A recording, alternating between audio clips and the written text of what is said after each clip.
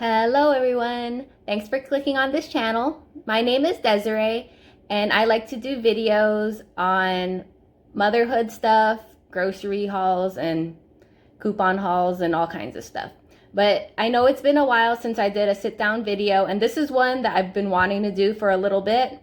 I didn't know when I was going to actually record it, and I was doing my Sunday setup, which is when my son and I go around the house and clean up everything and make sure like the laundry basket's empty, sink is empty for the week. It just helps us, and also be doing some like meal planning, meal prep. But anyways, this video today is 5 ways that you can keep sane as a stay-at-home mom. I really am not an expert at this. I have one son. I know there's a lot of people out there who have more than one child, and especially during this time in the year 2020, a lot of people are home right now with their kids, and you might be doing distance learning and stuff. I'm lucky that my son is just preschool age, so we don't have to deal with like an actual curriculum or like public or private school learning right now. And yeah, so I also babysit. So I know some people are like, well, why are you doing a video? You have one kid. It's easy for you. If you've spent any time at home with your child, you would know that it's not that easy. But I really want to do more videos like this to help just some positive, informative videos for you. So let's just get on with it. So these are really simple. Like, you can start these today. So number 1 that I think is really, really important that you try to do in your home is toy rotation. My son has a lot of toys. He might be a little spoiled to some people. He's got a ton of really cool toys, the Legos, the Duplos, Magnetiles, just all the things. But my tip for toy rotation is getting those big plastic containers, either like Sterilite or any brand really. I buy some from Costco and I sort them out. So he's got wooden toys, he's got Duplos, he has Legos, and they all have they're all in their container, see-through, with a lid. And I'll try to do a video one day because it is in that closet right there. But yeah, I sort all the toys, and he really only gets 1 or 2 bins out at a time. And our house is really small. It's under 1,400 square feet, I want to say. I'm not sure. But yeah, it just really helps with keeping the house neater. I don't make him clean up every day. If he's in the middle of a project building something with his Legos, he doesn't have to pick it all up. It has to be where he can walk through and we won't be stepping on little pieces and stuff and hurting our feet. But it just really does help with the clutter and with putting things away. So when he wants to move on to a different toy, he knows to pick up everything and put it away.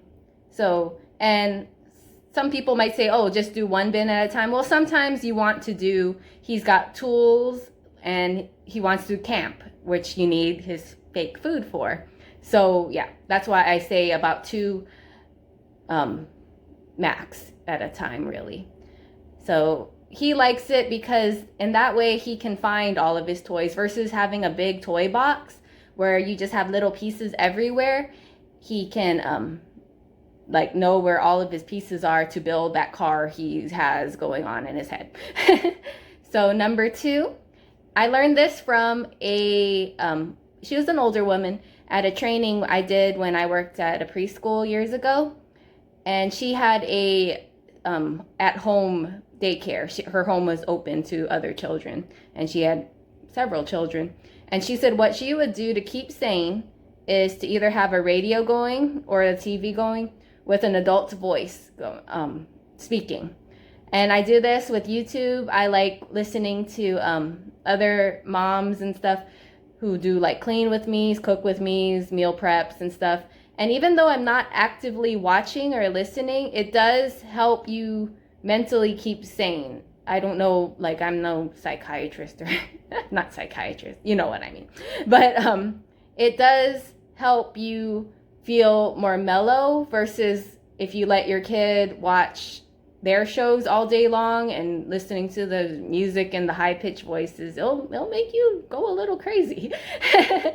So yeah, that's my tip number 2, is make sure you have, at least for part of the day, having a radio or the TV on. Or I know some people also, like, they'll call someone and have them on speakerphone while they're actively doing something else. Number 3, now this one is a little harder, being that it's 2020 and some people might be social distancing even from family and neighbors and stuff. But number 3 is make sure you have time for yourself. Now, if you ask any stay-at-home parent, they'll all say the same thing. And it doesn't have to be like a weekend. It could just be a couple hours, something that'll make you de-stress. And I promise you, if you're used to being with your kids all day long like I am, if I'm gone for an hour and a half, I miss my child. I want to come home. I want to know what he's up to.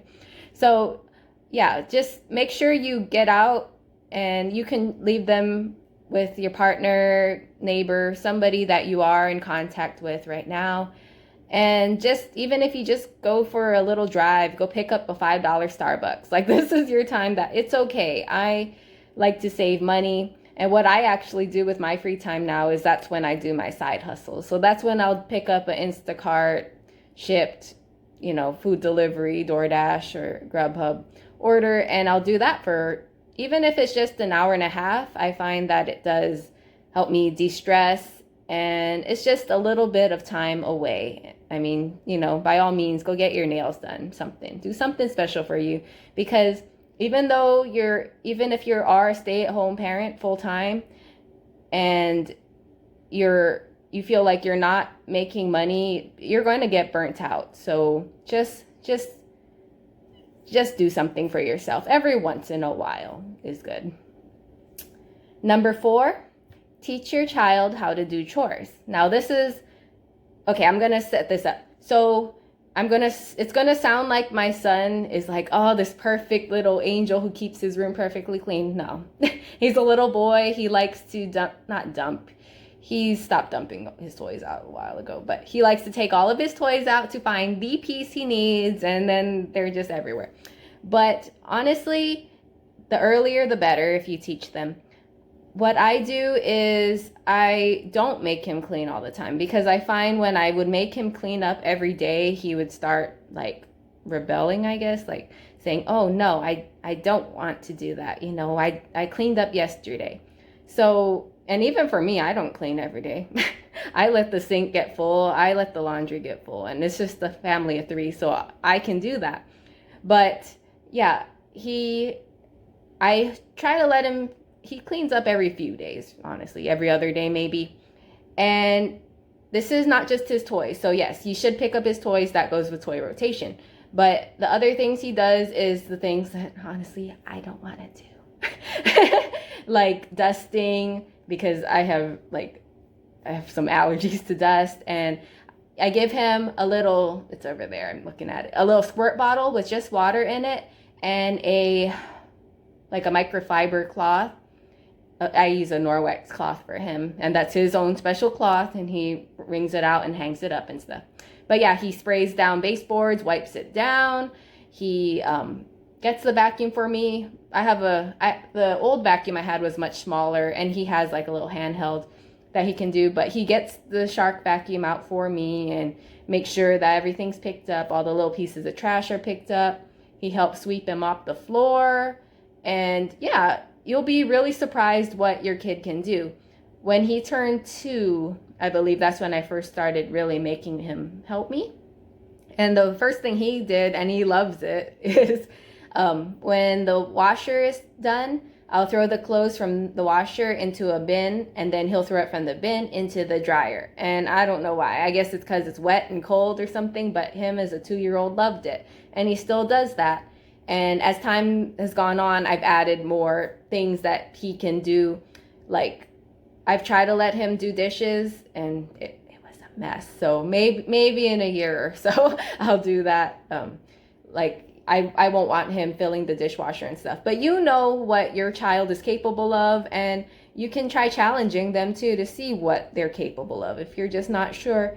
And like sweeping and mopping the floor, is he going to do it perfectly? No, you're going to have to go behind them. But just teaching them from a young age how to do basic chores like that is really going to help them in the future. And the way I go along with it is I don't make it like, oh, we got to clean up the house, it's a mess. I make it like, okay, you know, our house is a little dirty. If we clean it up, it'll just feel so much nicer and we'll have so much more room to play and do activities. And he's like, oh yeah, you know, just be positive about it. And then everything will be okay. They'll help you. And number 5, this is the most important for you guys staying at home. Give yourself grace. If your house is a mess, so what? If your kid has eaten a lot of junk food the day before, again, so what? Maybe have them eat a little healthier the next day. It's okay. You know, some days you're just not going to feel like doing it all. And that's okay. And your kid will know that. And no one is perfect like that, I don't think. So yeah, you are amazing. You're a great parent, mom, dad, whoever watching this, grandma, auntie. You are amazing. Your child loves you. You know, they all love you as much, and you're as important to them as they are to you. So just remember that. Give yourself grace. Give yourself a little pat on the back. Give yourself time. So I hope these few little tips helped anybody. And if you have any tips on your own, just comment below or just say hi, because I do like talking to you guys.